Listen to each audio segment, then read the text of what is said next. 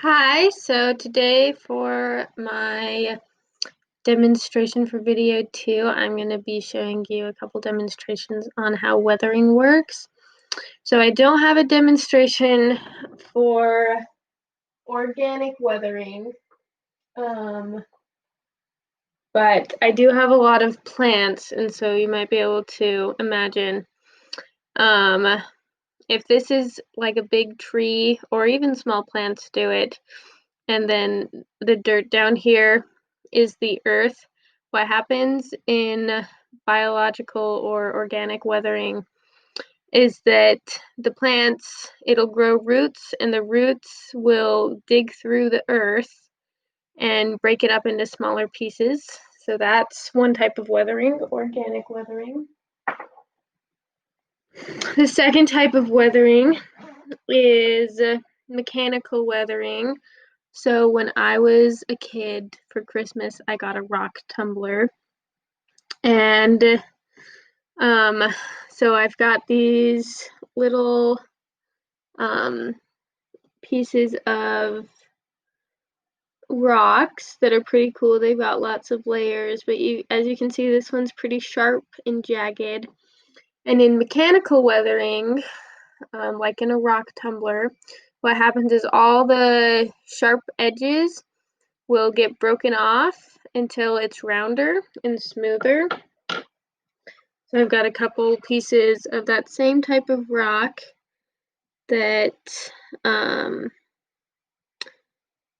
are now nice and smooth and a lot more rounded, even though they were originally very similarly shaped. Now this one's a lot smoother because of mechanical weathering. Here's another one that's kind of cool looking. These were just rocks that went through my rock tumbler. That's basically how mechanical weathering works.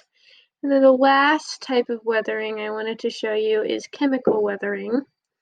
So to demonstrate that, what I have is just this jar and this piece of chalk. There's a little bit of water in the jar just so you can see it better.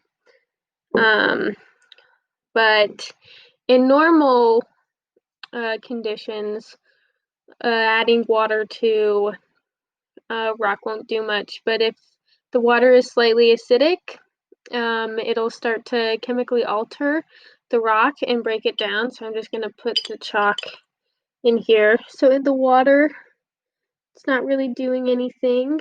It's just a piece of chalk and some water. But here I've got some vinegar, and this represents things like acid rain. And so when you add it, now you'll see it's starting to react. And that, oh, it's hard to see on camera, but there's chemical weathering happening, and it's just breaking down that piece of chalk. So if I were to take it out, you'd be able to see the difference. Instead of a pretty smooth,